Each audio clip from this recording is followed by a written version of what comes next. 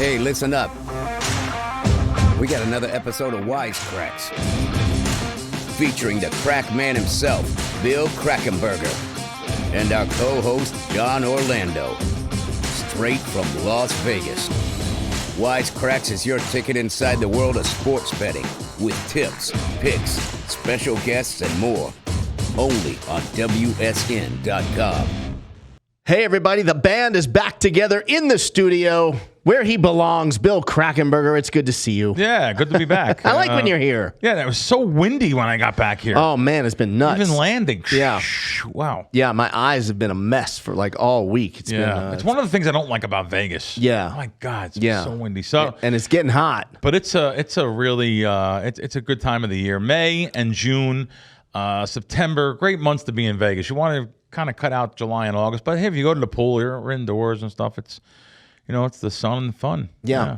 We've got a great show today. We've got a guest that you wrangled last minute. I don't know how you do this, but Richie Baccellieri is on the show today. He is a Vegas betting king. You've known him for years. The Vegas Sportsbook, he's also a great sports bettor, but definitely one of the kings of the sportsbook booking side because he knows how to book. He knows how to make money for the company that he works, the companies he's worked for. So I really look forward to having him on. Outstanding. So, Bill, before we get to all of that, there's a lot to talk about. I saw a post of yours. You posted something a few days ago before the draft. You did an interview with someone. I don't remember who it was. And you said, if I don't have a great draft, I should never not be a sports bettor, right? And you professional sports bettor. Yeah. And you predicted great things, and you ended up going 10-2, which is unbelievable. Yeah, the interviewee is one of my good friends too. I love him to death, but I guess he probably even though he knows it's a bigger advantage than a regular event, probably didn't know how big of an advantage it was for the smart guys like myself and some other syndicate groups out there. It's something I've never lost at. I think I was 16-4 the last 2 years, 10-2 again this year. Yeah. I just knock on wood and hope they have it again next year. Yeah, and I mean, last week on the show, I begged all of you, download Crack Wins and get in the winner's circle. So hopefully you guys listened because that's an outstanding draft that you had there. Yeah, no, I call a lot of books out a lot of the times that I feel that don't do the right thing or unethical or whatever it may be. So the DraftKings of the world, they had the lines up before anybody real early, and they were fantastic to me anyway. Taking the bets. Certain jurisdictions you can't make draft bets. I was surprised, like Pennsylvania, Virginia. I think Connecticut you can't. So there's a lot of rules, but New Jersey, where I went back to bet the draft, they did have there and right live at the counter on the app. I was a couple other places had it also. It wasn't just them. The MGMs had them on the apps. The William Hill had them on the apps. The FanDuel had them on the apps. They also booked at the counter the last couple days. They were a little more hesitant to book because they know it's a wise guy event. But I think it's more of a, it's just put out there for the public to maybe have some fun and bet with a little bit. And it was a good time. It was a great week, and I'm glad I went. That's awesome. Big news in California yesterday. I don't know if you saw this. The online sports betting initiative backed by DraftKings, FanDuel, and MGM has made its way onto the November ballot. Was it backed by them? Gee. Imagine that. They support this, Bill. They support it. Shocking. This California will eventually get sports betting. I don't know if they're going to have it now in November, if it'll pass, but I sure hope it does. Sports betting nationwide, and you have to have it on the apps too. You can't just say you got to go into the Indian reservations and bet, because as we know from other jurisdictions, 85% of the betting is done on the apps anyway. So what are you going to do? Have them stay in California traffic, trying to get to a casino? And right. So I do hope they have them on the apps, app betting. Yeah, I'm curious to see how this goes down, because with California, who knows? I don't know, but we'll see. Yeah. Yep, I agree. Have you been paying any attention to the USFL? I can't even believe that the USFL is back. Yeah, I don't know how long it's going to last. I don't know. There's I haven't really had no. Matter of fact, even some of the wise guys I know have actually lost on it. So kind of interesting. I think the interest level is so low that who knows if they even have it again. So yeah, not really paying too much attention. They have other things going on right now: golf, NASCAR, crazy stuff. Right. So speaking of golf, Bill, you brought me back a nice present from the Masters. That's right from the golf shop. Unbelievable. I will be rocking this next week on next week's show. But you told me something crazy that they do in merchandise that week. Yeah, like $70 million. It's unbelievable. One little golf shop. And you can only get this kind of stuff there. You can only get that at the Masters. Yeah, at the Masters golf shop, you can only get that. And Bill, this week we have a huge UFC card. Huge this Saturday in Phoenix. I'm actually going to Phoenix for this one. I know you're not a huge UFC fan. I know all these names. Yeah, you do, right? I know all these names. So Michael, a really exciting fight. It's not even the main event. Michael Chandler is fighting Tony Ferguson. Tony Ferguson was an absolute monster for many years. He's kind of been on like the decline. He's had some personal issues and stuff. Okay. He's a big underdog. I think Chandler is going to beat Ferguson. He's about 4-1 favorite, yeah. Yeah, but it should be a fight of the night candidate. Oh, wow. So sure. it's a better. Then you're saying that. So you won't bet him then, laying 4-1? No, I'm going to leave that fight alone. By saying fight of the night, I know you're not going to bet. Yeah, I'm not going to bet. I won't bet it. Yeah, I don't think Ferguson will win, right. but I wouldn't be surprised. Wow. But I think Chandler beats him. Okay. But Tony's he's a tough customer. And then Thug Rose Namajunas is fighting Carla Esparza. Now that's one. This line is Carla is plus 176 here. Rose is minus 220. I think Rose mops the floor with Carla. Oh, wow. I don't mean that disrespectfully, Okay. but Rose is just the next level.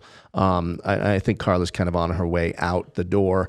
And then the main event is I think that's actually the main event, Rose. And I believe the co-main is, or maybe that's the main, is Charles Oliveira versus Justin Gaethje. Bill, I know we have a friend that has given you some UFC picks in the past. People have given you some UFC picks, and you've kind of trusted the word, and then it didn't pan out. I'm down 5 figures on UFC betting. I'm not giving you a pick. Yeah. I'm just saying Justin Gaethje at plus 150 it's amazing. Is a steal. It's unbelievable. Is a steal. Seeing the odds on here, I mean, that seems like a good price. Yeah, he is a knockout artist. He's also a great wrestler, although he's never really wrestled in the UFC because he's just a stand and bang kind of guy. He's got unbelievable cardio. He does not run out of gas. And the interesting thing is Chandler fought Oliveira. Okay. Chandler almost knocked Charles Oliveira out in round 1 when they fought. And somehow Charles weathered the storm and then was able to submit Mike Chandler in round 2. The reason why I bring this up is Justin Gaethje has a very similar style to Mike Chandler. He is a come at you, a lot of pressure with big knockout power. I just don't see Charles overcoming that. I think Justin Gaethje wins this by knockout. They're saying Gaethje as the main event here. That's what it says. Okay, that's the main. Yeah. Footprint Center, Phoenix, Arizona. And that fight's going to be around midnight, and I could see plus 150 everywhere here. Westgate, Circa, William Hill. Yeah, so I think that's good. But I don't want to. I don't want to be in trouble if I'm wrong. No. It's just it's worth a little peanut betting on a live dog. Put a peanut on it. Yeah. Okay. Right. Speaking of putting peanuts on it, listen, guys, I mentioned it earlier. If you have not downloaded the Crack Wins app, or just go to crackwins.com and sign up. I don't know what you're doing. The ship is leaving the shore. I mean, this is crazy. I mean, we already talked about what this guy did with the NFL draft. I should also say that Crackwins members were, I'm reading this right now, 29-12 last week. Yeah. We had one of our biggest weeks last week. It was really big, so it was a good week.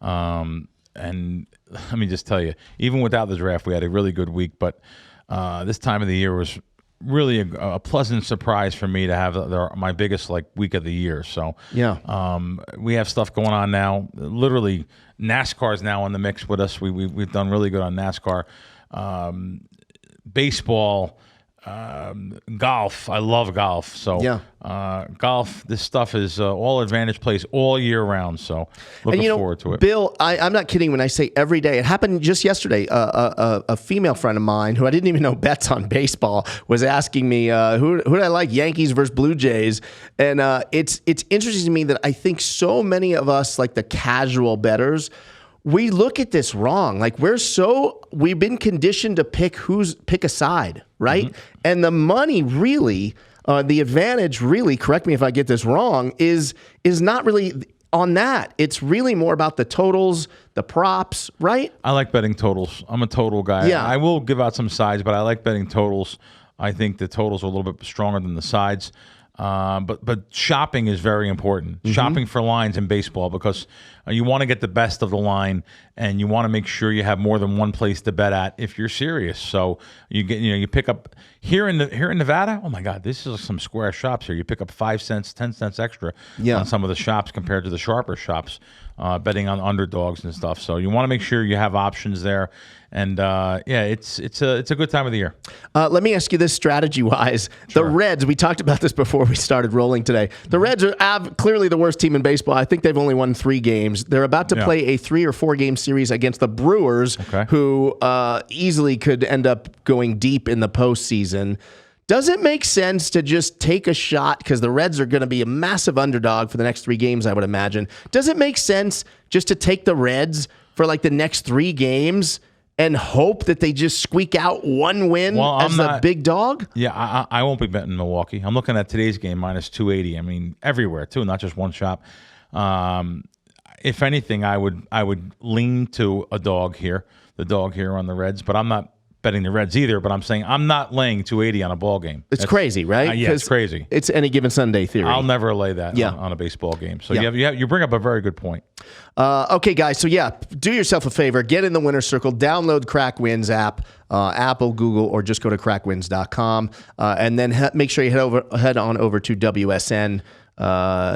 You've been reading? Well, we have the Kentucky Derby this week. Right. And that's going to be it's a big event. People are asking me when I'm on, and they don't realize that I really hate horse racing. Which bothers me. It's the only thing. It's such a big hold. They they rob you. They're holding 20-25%, yet they want to charge you to get in, and they want to charge you for a program. It bothers me. It bothers me that I have to pay, I go to Del Mar paying $50 to valet park the car. It bothers me. Yeah. It's just really, but however, there's a demand for it, and people go. So, I'll join in the crowd. My little. You have fun when you're there, though, don't you? I do. I'm going to go to Del Mar. I'm going to go to Del Mar this year for sure. I may even go to Saratoga, but I'm definitely going to Del Mar. So opening day Del Mar? I don't know. Last year I went to opening day. It was fun. It's just that you just don't want to.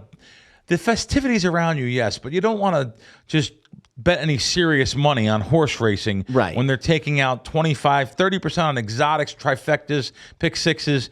It's sports is a 4.5% bet, straight bet takes less than that with like baseball markets. If you shop around, you should play 0% edge. So I don't like the part about horse racing. By the way, I'm the first one to tell you, I was a stone cold sucker as a kid. I used to take the bus from Kingsburg, New Jersey to Long Branch, New Jersey to Eatontown, Oceanport, and I used to go on the bus to the racetrack like a little degenerate at 13, 14 years old. I love it. Yeah, so I didn't know that there was that big of a hold. Even if I did, I was gambling, man. I didn't care. You know what I mean? Just action. You were in action. But to go sit at the finish line in a nice little box, have a nice meal with your friends, play a little play money, nothing crazy. You're 100% right. Play money. It absolutely is. But the Derby this year, so I'll actually, listen, I bet Circa yesterday. You bet a horse? Yeah, I bet a horse. It's a long shot, 50-1. You bet a Derby horse? I did. I love this. Man, I don't even know the name of the horse. How about that? 50-1 yesterday. On who? Pioneer of Medina. Did I see it there? Okay. Pioneer of Medina. Okay. 50-1 shot. And listen, I threw a little peanut, have a little fun, and maybe I'll crack open my own little mint julep with a nice little fedora on myself. So it should be fun. It's a fun time. With great articles on WSN about it.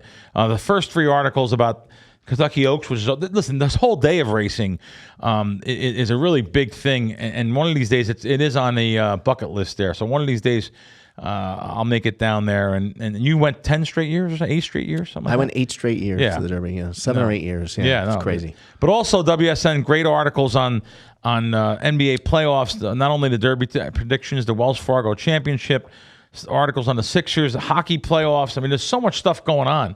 There's even a good boxing article on Canelo Alvarez, who's upcoming fighting here. And also my favorite section, the All News, to find out what's going on in the industry. article on California, article on Maine, Colorado, just to keep up on the jurisdictions. And then, of course, the bonuses. I always tell you guys, you can click right on your area, wherever your state guide is, wherever your state is, click on the state guides. And I'll just click on the first one's Arizona, and literally bet here. And there's 1, 2, 3, 4, 5 bonuses there for you guys. Caesars, BetMGM, DraftKings, Unibet, Bet Rivers. These places all offer bonuses for you to sign up. And, rather than just going in person and signing up, or going on their app and signing up, and, they don't offer you what you can get on WSN.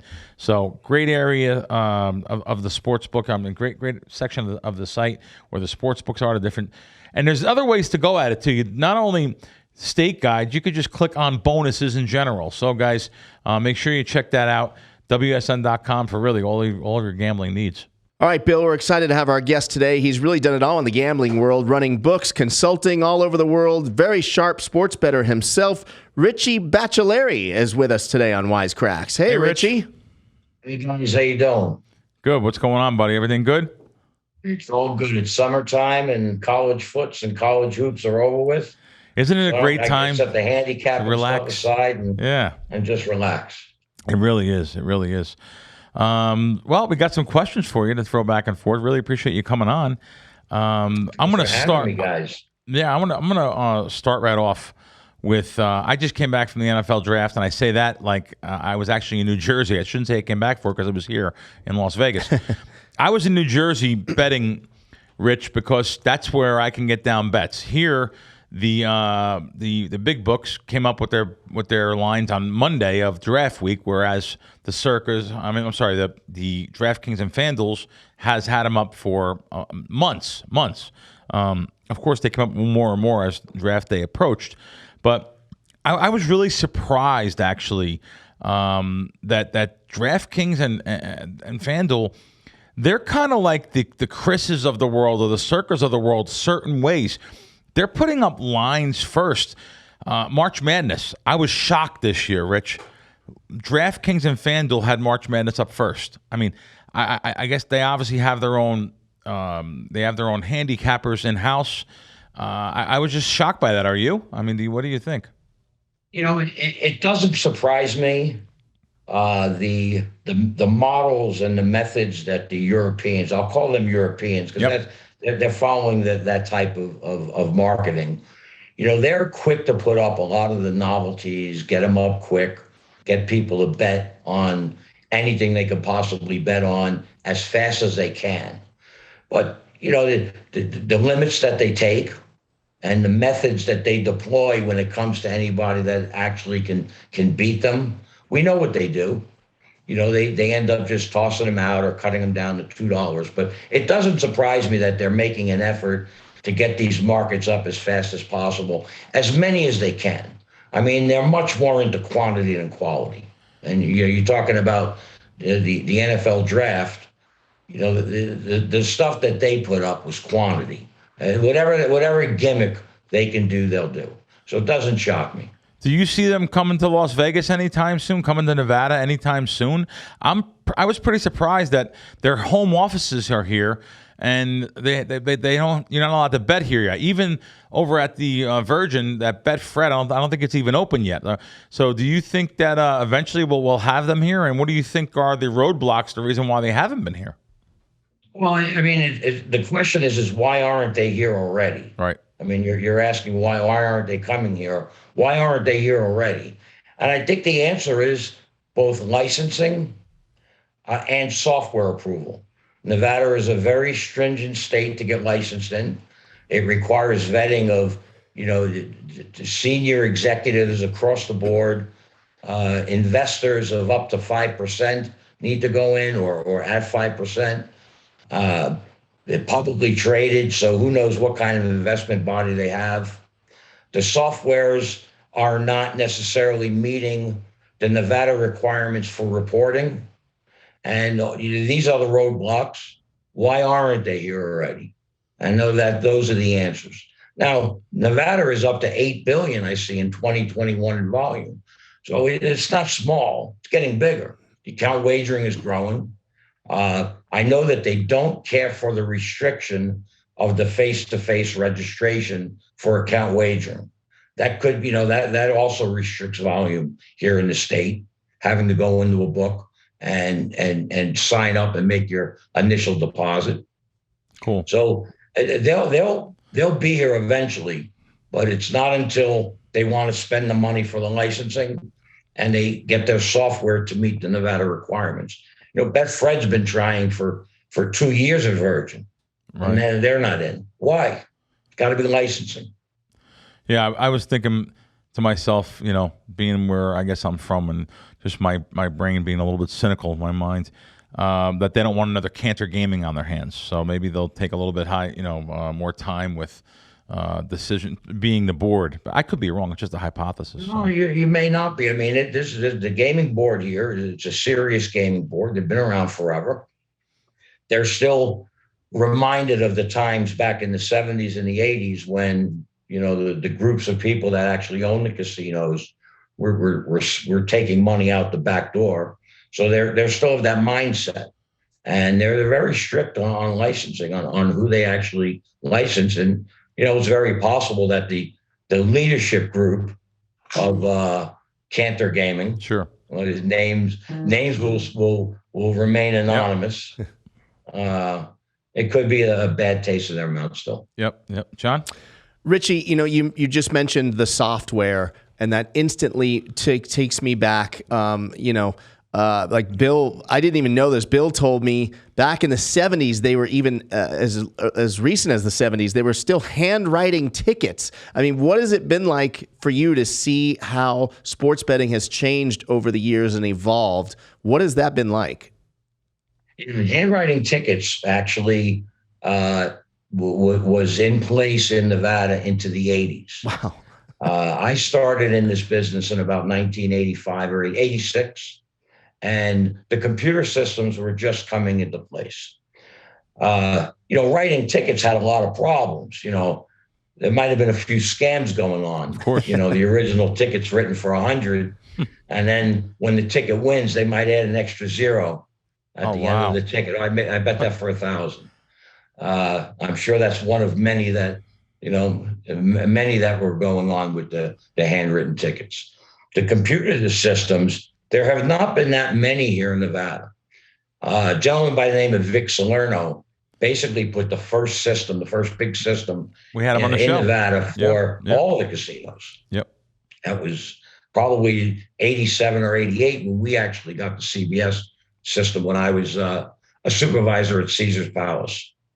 Wow. Since then, the only other software that really made any impact in the Nevada market was the company that I was affiliated with, and that was Stadium Technology. Stadium Technology was, recently purchased in the GVC deal with Ladbrokes, because Ladbrokes was a majority owner of Stadium. So we and since 2007 to current, Stadium Technology is the software provider for the state of Nevada. And I'm hearing that might be ending soon. So software is tricky. And I think the requirements of the state kind of hinder the growth that we're not seeing in other states. In other states, it's anything goes. Cool. Go ahead, John. Richie, over the years, I've played with a lot of different celebrities. I played roulette with Michael Jordan. I played blackjack with Emmett Smith and Troy Aikman. I played craps with Brad Garrett back in the day. I'm sure you've seen tons of celebrities at the counter over the years. Could you tell us who some of them were, and were they cool people? Yeah, boy, more than I can even remember. The one that sticks out the most is one of my favorite actors, Joe Pesci. Pesci was, I was running the book at the MGM in about 2000, and Pesci was in for the weekend. I think they had the ESPN event, the ESPYs, I think it was called. Yep. It was at the MGM or New York back in 2000. So he was in for that, and it was Super Bowl weekend. So I got to hang out with Joe for about 3 days, and we had a mutual friend, Tommy DeVito from the Four Seasons. Oh, yeah. Tommy was very close to Joe, and I was pretty close to Tommy. So hanging out with Pesci was a thrill. He was in character quite often when people came around. He wanted to be Joe in the movies. And when when nobody was around, he was just a regular guy. And Joe, funny story, it was Rams and Titans, I think.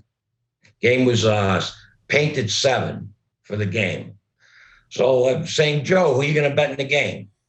He said, I'm going to wait for the line to move. That was Friday, Saturday. Hey, Joe, line ain't going nowhere. What are you going to do?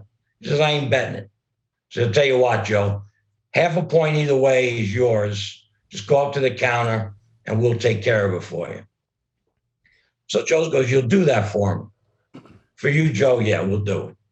So Joe now is back in character. He walks up to the counter at the MGM. And he's telling the writer, pointing at him, make the game 6.5. I'm laying 6.5. Hey, you back there, make it 6.5. He's going on and on. As he's yelling at everybody, he's signing autographs on the paper. It's on the sheets that the writers have. He's signing all these autographs for everybody. So we make the game 6.5. He bets it for a dime. He's happy. Well, needless to say, that game fell 7. Oh my God! Wow. So where most of the business pushed, Joe's got a winner. Wow. So I'm walking out of the casino that night, after the game, 9 o'clock, 10 o'clock, figuring everything out, paying, all the refunds. So I walk over to the Baccarat pit where the president of the hotel at the time was Bill Hornbuckle. So Bill wants to, how'd you do on the game? This, that. Pesci's playing blackjack in the high limit room, and the Baccarat was like it wasn't really Baccarat, it was a high limit room. So he sees me and he stands up and he starts yelling, that's my guy. He gave me 6.5 in the game. I'm the only winner in the group. So I'm telling Bill, I'll tell you about it tomorrow.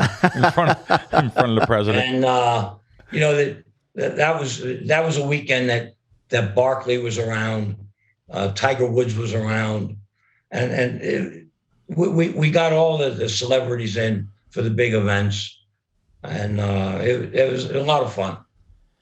I have a question about this subject that I've, and you don't have to answer it. You probably won't answer it. Let's see. So there's a great book called Smart Money, and it's a book on tape, which I've listened to many times going to California back and forth. Richie's in the book. That's why he's Richie the Pencil. So there was a celebrity in the book, and I don't know who it was. I thought it was maybe, I really don't know. So maybe you can you elaborate on that? Can you say who that was, or do you know? Maybe, or was it made up? I don't even know. Made up. I mean, I think anyone that knows about Smart Money probably knows who the book is based around. Oh, they do. Oh, yeah, everyone knows it's based around Billy Walters. Who was it? I can't remember. Billy Walters. Oh, well, that's right. I forgot. Oh, yeah. You wanted me to say it. That's okay. Thank you for saying that. Yeah. What was his name in the book? Big Daddy or something? Was it Big? I believe Rick. That's it. Big Daddy Matthews. Rick Big Daddy Matthews. Yeah, but we know who it was, and we know who you were. And my character in the book was Stevie the Pencil. Stevie the Pencil. That's right. Yeah, Stevie the Pencil. And it's about the exploits of how a major sports bettor or syndicate sports bettor, how he moves to the ins and outs, how he moves around town, and how he bets through one of his particular guys. Yes. And and with that, the author Michael Connick told some stories about some gamblers, big gamblers, and the one in particular that you're talking about. The rumor, I'll call it a rumor. Yeah, rumor. That's good. The rumor was that it was Ashton Kutcher. Oh, wow. Oh, wow. I never knew that. I thought it was somebody else. Wow, I was even wrong. Damn. And, that's the rumor. Oh, my God. That's so cool. He might have been a fairly large teaser bettor. Right. Because teasers are for squares, Sure. Just the squares bet the teasers. And he might have gone 6 or 7 straight weeks of winning 6 figures at various outlets. Gotcha. And, all this is speculation. I understand. Yeah. It was great, though. It was a great, that book on tape, I love. I still listen to it. And not only, you don't have to be a sports bettor. You could just be enthralled by gambling. And it's so good. I recommend it to anyone. The book on tape, much more than the actual book. As I get older, I can't really read, but I don't have my mind. He did a nice job. He did a great job. Michael did a nice job. He did a great job. His exploits. Exploits around Vegas. He stretched a little bit, but my first experience with him was I'm a big 21 or Baccarat player, and I bet sports pretty high. And you basically know that he's full of crap. Wow. That's so cool. And you really know when his first bet on a Saturday morning for 50,000 is Central Michigan, a MAC game plus 31. Right. Paid to 31. Right. Now, in today's day and age, it's a square guy. He takes 31. The line don't move anywhere. But back then, when you're actually booking, the guy took 31, make it 28.5. You get all the guys, all the wise guys come in, they're laying you 28.5, 29, 29.5. And before you know it, you've written twice as much against the plus 31. Oh, and by the way, 10 minutes later, the line comes down to 28. Right. So, that's a pretty easy tell when stuff like that happens. Sure. But we put him down. We booked the business. We lost to that business, but it's not about winning and losing to a player. It's about earning that information and being able to work with it to make a dollar. I mean, that's what you're supposed to do. Right. So Excellent. That was interesting times. We skipped around here. We probably should have asked you earlier. For all the people that don't know, so where did you start? Because you and I met in the Bronx about 25 years ago. Actually, we met at Caesars in Atlantic City. Then we went and had lunch in the Bronx, back where both of us were from that area. Where did you start, though? Were you living in the Bronx as a child and moved to Nevada, or how did it work out? My parents, my parents retired, and I was about 16. And they said, we're moving to Vegas. I had an uncle here that was a poker player. So we moved to Vegas, and pretty quickly I was involved in the sports betting because it was prevalent. The casinos were starting to put them in. It wasn't just the standalone joints like Churchill Downs and Little Caesars. Stardust had a book. So you already knew about the betting. I was betting in New York as a kid, but betting dollars on parlay cards. And I started learning a little bit more about it, and then I started at Caesars Palace in '86. And I worked there for 13 years. I was a director there, and I went to the MGM, worked there for a while. And then I ended up going offshore to do some things in 2000 and some betting offices. And I just started branching out into different things, got into software in 2007. And actually, I'm back working with the guys at Circa right now. We're doing some software stuff with them. Oh, cool. They're a good shop. They're trying to improve their product, So I'm happy to work with them. That's good. Oh, great. Yeah, we wanted to tell people. Rich, out of all those places, what time period in your life was the best for you? When you were running Caesars Palace, or what was the best period? Caesars was special in the 90s. We were probably, when you break into this business and you're a young guy, your best education comes from the bettors. The sharp guys that come in. I mean, there was no mobile wagering. It wasn't even web wagering. So the best education with the sharp guys coming in.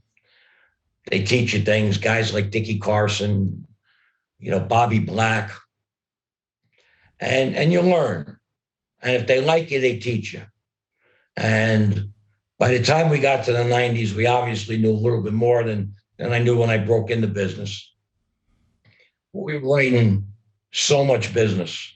We had these $25,000 windows, these signs.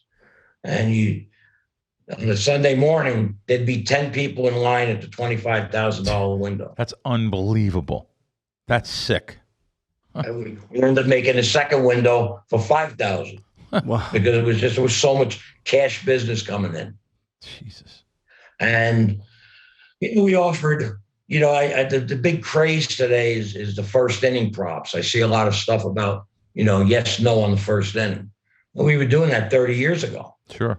I mean, we used to put a first inning every game. First team to score. First halves weren't as popular back then, but we were doing so much. And the guys at the Imperial Palace, the guys that run the Westgate today, guys like Jeff and Ed and Jay. Sure. They used to come over. They saw the things we were doing, and they went out and did 10 times the stuff that we used to do. I mean, they got crazy with it. And now today it's a standard. But those guys get a lot of credit for, advancing the menu of sports betting in Nevada, ultimately in Europe, offshore, and now back in the States under these corporate places, putting up as much as they can without really understanding what it's all about. Cool. You mentioned some names there, and I love that kind of old school talk. The other night at dinner, someone brought up the name Sam Angel to me. So Sam Angel, of course, everyone doesn't know. Sam used to talk real slow, and he used to sell jewelry, just like you'd see out of a movie. He would have a trench coat with jewelry inside. So Sam came up to me one time. I'm so glad I got to meet him. Sam came up to me about 22, 23 years ago, and he would walk in and say, "Hey, Mr. Crackman, I have a funny feeling you need a watch today, sir." Right? That's the way he talked. I love Sam. Hello, sir. Sir. Hello, sir. That's the way he talked. Sam, unfortunately, not with us anymore. He used to sell jewelry Benny Binion loved him. Tony Spilatro. These are the guys back then. Then Tim and Tom is where actually I think I met him. No, I met him a little before that, down at the Golden Nugget. But yeah, the charm, charisma, those kind of guys. And there were such characters back then. And, I wrote a couple names down here. You would know them. I wouldn't know them. I just know from other people. Sam Brown, Indian Joe, Fine Silver, I think his name was, Fast Eddie, Montana Mel, Crying Kenny, Willie the Watch. I mean, my question is, they all died off and no one really replaced them. Did they go the way of the old sawdust joints? What happened to these type of characters? I mean, they're just gone. Yeah, it's not the same. Nobody lets you sit in the book anymore. The books aren't as active as they used to be. Where you walk into Caesars on a Wednesday and there'd be a full room of race players. There'd be all the guys sitting in sports. We were able to show all the old boxing matches. So that drew a crowd. So there was always activity going on. Right. And in 2006, I was running the book at the Palms. And we had Sam Angel was in the book every day. And eventually Montana Mel was in the book every day. I had an old guy named Tony in the book. Tony was around for years. Last name escapes me. Salinas? They were sitting in there and I used to laugh. This is like 1980 all over again at the Palms. Right. It was a lot of fun. Sam Angel, they all passed away. Sam Brown was amazing. Might have been the first guy. He might have invented the phony, Sam Brown. Wow. When the Dust was putting up all their openers, in the 80s under Scotty Shetler, that he finally realized that his bets were affecting the entire United States. So he would start betting opposites when the numbers came out. And then, of course, the rest of the country would follow. And then they'd all have 2 points off in his favor the other way. And then you go to work. So, yeah, it's one guy that's still around is Bobby the Owl. Yeah, I know Bobby. And I've taken him to lunch a couple times over at he's over by Boulder Highway. I've taken him to lunch over there, Bobby, and yeah, I love Bobby. He's got to be 80, maybe older. Richie, I don't know if you saw this also, Bill. Yesterday, the day before yesterday, the water level in Lake Mead is really low, and a barrel. Oh yeah, I've seen this. Washed up on shore with a human remains in it, with a skeleton in it. Late 70s, early 80s, they said. So my question to you, Richie, is what is the over-under? If you had to put a line on it, what is the over-under for how many more barrels full of people are at the bottom of that lake? I think what happened was, this is just a guess, I think what happened was the guy was heading out to Arizona, but he forgot his shovel. That was, he just dumped it into the lake. Bill may know this, but I'm not sure if everyone does, but the term 86. Sure. I'm not sure if you know where that originates from. Where does it originate 80 from? miles out, 6 feet under. I never knew that. You get 86. One of our guys here in the studio is saying, Travis, you didn't know that 20 years old. Come on. I did. Really? Yeah. Wow. That's unbelievable. You know who I just learned that about a year ago, and you won't believe who told me. Who? Your dad? Vanessa. Oh wow, you're his girl. Wow. Yeah. Wow. Cool. Well, I got to ask you something before we let you go here. Something that goes on in many sports books. This is a real sensitive subject. It really is. Rich, I'm sure that you guys you've been around this all the time yourself, and I'm not going after anyone in particular. And I really love these guys in the book, so they do great jobs for the most part. I find that sometimes when I make a bet at a sports book in town, a couple of different ones, they will, yes, the operators, maybe it's not the clerks, it's probably someone in management, will bet my game at another shop because it'll move. Now, it's not just coincidentally, it just happened. It's not, no. It happened many, many times over the years. I know for a fact there was a text messaging service between sports books employees all over town. This is over across like 3 different shops. Hey, Spanky bet this, or Crack bet this, or XYZ bet this, or maybe even Richie bet this. I'm not saying, listen, if I was working in a sports book, I'd probably do it myself, but I do it in a different way. I wouldn't do it where the person that's making the bet is going to see it on the Don Best screen. I do it where I'm sneaking around trying to get my little bets in without anyone see it. But that's not the case, Rich. Once in a while, I'll have to go on VSiN and blast everybody and say, listen, you guys are really out of control here betting game. I'm not trying to, trust me, I'm not the best sports bettor in the world. I'm not even the best one in town, but I do win. So, what do you think about that? Has that been going on forever, though, Rich? Like back when you were booking your guys, too? I'm like I said, I don't blame them.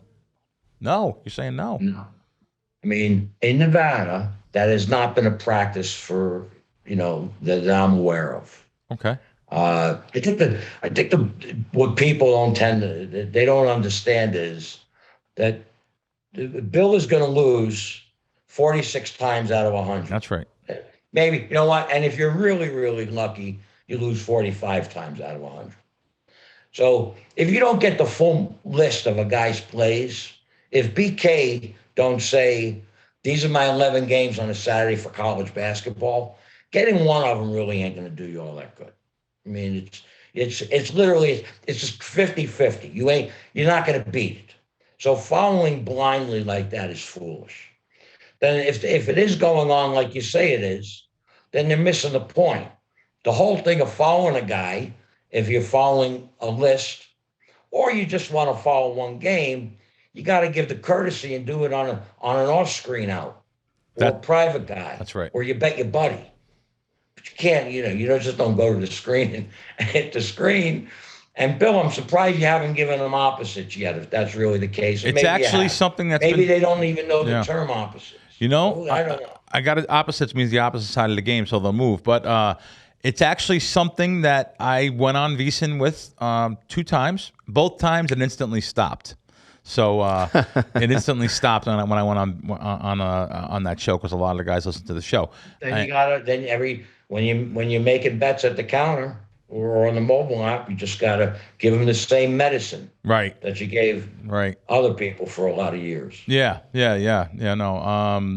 I had for some reason I had their reputation. I think I'm a big, fun, lovable guy. But back then, I guess back in the 90s and the early when I was building the bankroll, I was probably a little bit too rough on some operators. You're probably right. I regret that because I hate to think that because I am for the average guy. I'm a blue collar guy myself. I'm the average guy. It's the way I feel. So I think it's a little bit too bad of an reputation I had back in the day, actually.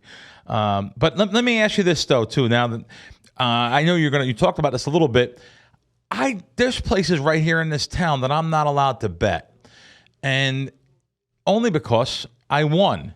But you will use other reasons for it. They'll use other regulations. I forget the word, the official word they use. I had a joint. Still, I'm not allowed to play. I tweeted something out. And I tweeted it out like now. I just tweeted something out that I was in New Jersey last week. I tweeted something out, a video from it. And they said, well, you were in New Jersey and you bet us. No, I'm in Nevada. And I put a tweet out from last week. That was their excuse. They said, you tweeted something out and you were in New Jersey and get your betting in Nevada. I don't know anyone I would trust to do that. So it's really kind of stupid. The reasons they throw people out. And it was just it's not just one company. There's a couple of them, and your opinion is well, you have to know this, Rich. Of course, everyone that gets thrown out, they beard back in. So now you don't know it's Bill Krackomberger. You don't know it's the sharp guys in there. So what's your take on all that? You don't agree with none of that, of course, throwing people out. Absolutely not. Yeah. I mean, for a lot of reasons. One, it's not the business. It's not the right business. It's not sports betting is not a business that you throw people out in. I mean, that's the bottom line. You set a fair limit, and you let people play into that limit. Period. That's the way it goes. Now, why don't you throw people out? Well, because it's a business of volume. I don't care who you are. You're laying 11 to 10. 11 to 10. You're taking that 10% and you're allowing it to work against other people's bets on the opposite side. I mean, 11 to 10 is very, very strong. People never pencil out the math on I got 40,000 on this side of the game and I got 30,000 on this side of the game. That's beautiful. House is taking 2-1 after the VIG. What do I care who you bet? I'm getting 2-1. So if I throw him out, he'll just send his brother in or his neighbor. I'd rather know who the guy is. I'd rather just give the guy the bet. He's a winning player. So what? You're paying out 96% of the straight action anyway. What's the difference who gets it? I mean, that's the way the business works. So, I'll probably will never be in the business again because it's a fee-driven industry these days, and the feeds are basically just booking other people's money. So, not that interested. And Richie, if you need help getting back in, let me know. You're the man. Do what I can.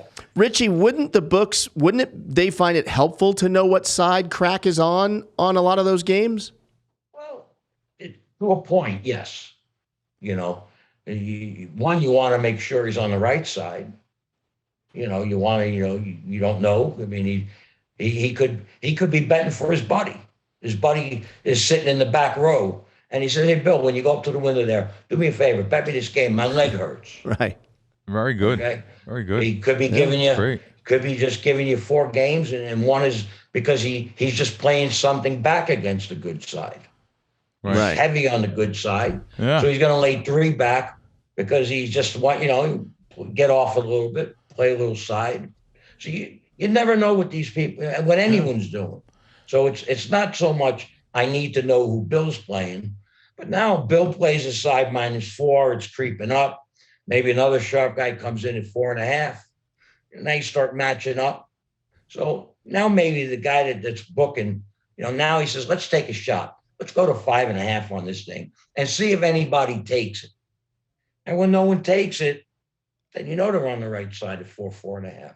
You said something great not so here much too. One guy. He said something that was fantastic that even I never thought of. Book them, take the bet because you have 11 to 10 against you. Now get some volume out there on the other side or whatever. Now they're working the 11. Now you're going to get more 11 to 10 action. The way you worded it was fantastic, Rich. I've never heard no one talk like that. It's 100%. That's great. Well, the guys at Circa, they're really putting in an effort. Oh, yeah. I mean, they're hanging numbers. They're taking bets. They're moving the line aggressively, good or bad. That's what they're doing. They write bets back. They assess the business that they're writing. They got guys making numbers. They know that this game can't be 8 in a million years.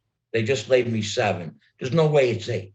So they understand the game, and they act accordingly. So that's great. It's nice to see, and I'm happy that I'm friends with those guys down there. They're doing a good job.